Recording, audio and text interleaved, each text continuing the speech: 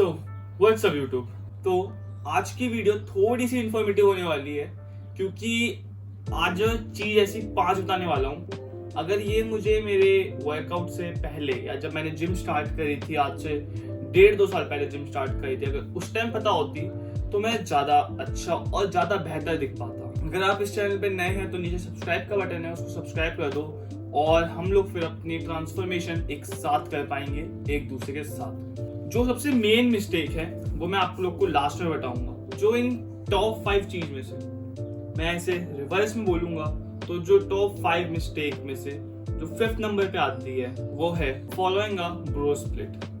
तो आप में से बहुत लोग या आपके दोस्त या ट्रेनर्स बोलते होंगे आप लोग को, या आप खुद YouTube में सर्च मार के सोचते होगे कि हमको एक दिन चेस्ट करनी है, अगले दिन बैक, फिर लेग, फिर शोल्डर्स, फिर आर्म्स, फिर एब्स, फिर ऐसे।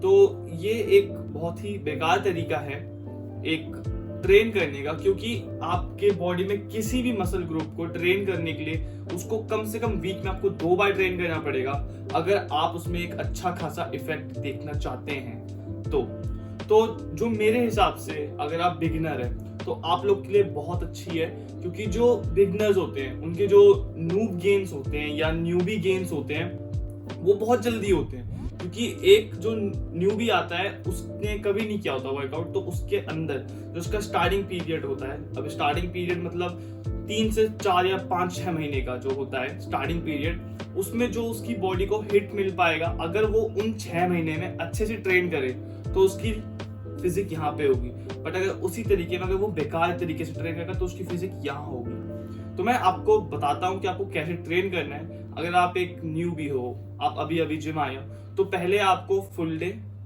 Rest, full day rest, full day rest, इस हिसाब से ट्रेन करना है जिससे आपकी बॉडी को एक अच्छी खासी हैबिट भी हो जाएगी।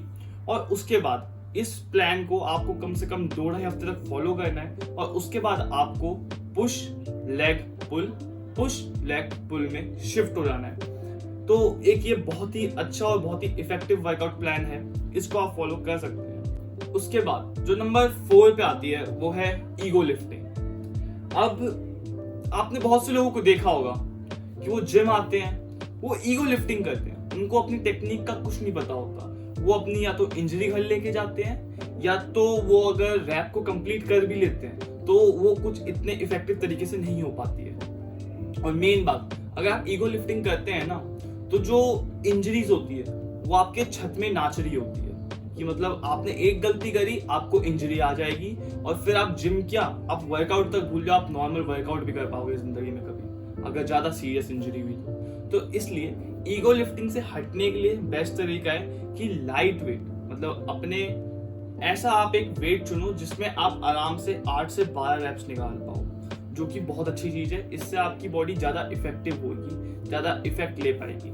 ठीक, तो ईगो लिफ्टिंग से हट के स्मार्ट लिफ्टिंग पे आइए। और मैं मानता हूं जैसे बहुत से पावर लिफ्टर्स होते हैं उनमें वेट्स इंपॉर्टेंट है, बट एक कैटेगरी है कि अगर आपको सिर्फ अच्छा दिखना है तो आप बॉडी बिल्डिंग कर रहे हैं, ठीक है, आपको अच्छा दिखना है आप बॉडी बिल्डिंग कर रहे हैं, तो वहां पे आपको इतना फोकस के साथ इतना मतलब लाइक मसल माइंड कनेक्शन चाहिए, ना कि आपको एक प्रॉपर ईगो लिफ्टिंग चाहिए। पावर लिफ्टर्स करते हैं, लाइक वो हेट नहीं है, मैं खुद पावर लिफ्टर हूँ, रह चुका हूँ, मतलब कि मैं बहुत ज्यादा ऑब्सेस्ड था कि 1 रैप मैक्स, इससे ज्यादा बहुत ज्यादा ऑब्सेस्ड था। बट अभी मैं सिर्फ अपनी फिजिक के ऊपर ध्यान दे रहा हूँ, तो इसलिए मैंने ईगो लिफ्टिंग नहीं जा रहा। तो जो नंबर 3 में आती है वो है एक्सरसाइज टेक्निक।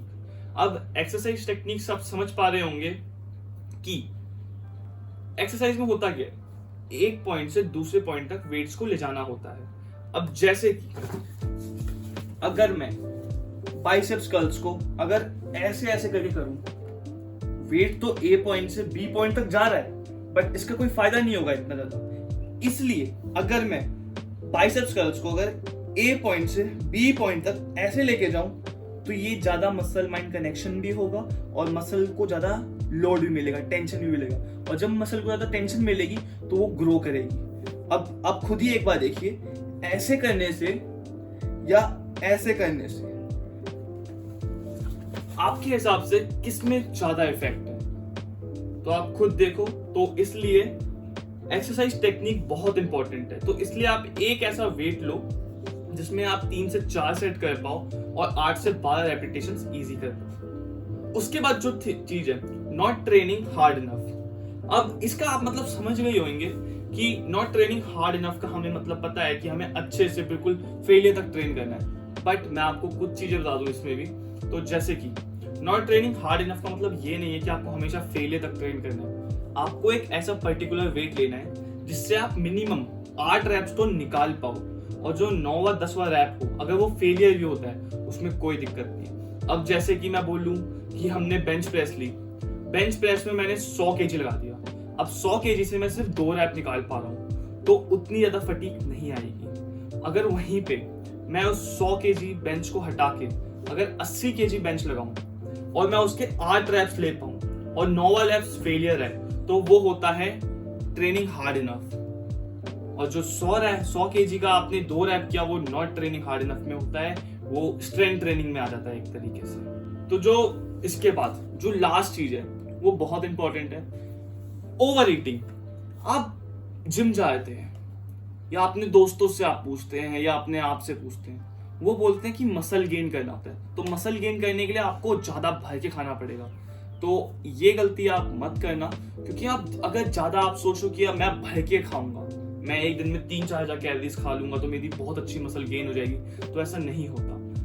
एक अमाउंट होता है कि मसल इतना ही बनेगा एक दिन में या एक महीने में, ठीक है, उससे ज्यादा मसल नहीं बनेगा। तो वो उसके ओवर जितना भी आप खाओगे वो सारा आपके फैट में आ जाएगा, ठीक है, समझे। जैसे कि एक बॉडी की लिमिट है कि वो 3 किलो खाना खाएगी तब जाके 500 ग्राम मसल बनेगा, ठीक है। तो मैं एक एग्जांपल दे रहा हूँ, ये 3 किलो खाना खाएगी महीने में तो 500 ग्राम फैट मसल बनेगा। अगर आप ऐसे ही आपको लगेगा कि हमें जल्दी मसल करनी है, तो आप बोलोगे कि मैं 6 किलो खाना खाता हूँ तब मेरा 1 किलो मसल बनेगा, तो ऐसा नहीं है। आप चाहे 6 किलो खाना खाओ या 3 किलो खाओ, आपकी क्या चीज खा रहे हो ये भी इंपॉर्टेंट है, और जो मसल बनेगा वो उतना ही बनेगा।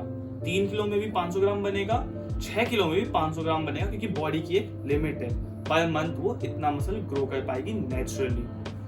और ये जो चीजें हैं अगर ये मुझे पहले पता होती तो आज मेरी फिजिक्स ज्यादा बेहतर और ज्यादा अच्छी दिखती और मैं ज्यादा अच्छा दिख पाता, मगर इस हिसाब से देखा जाए मैं स्टिल अपनी फिजिक्स से अभी भी खुश हूँ, और ये जो चीजें हैं ये मुझे लास्ट 1-2 मंथ में ही पता चली है।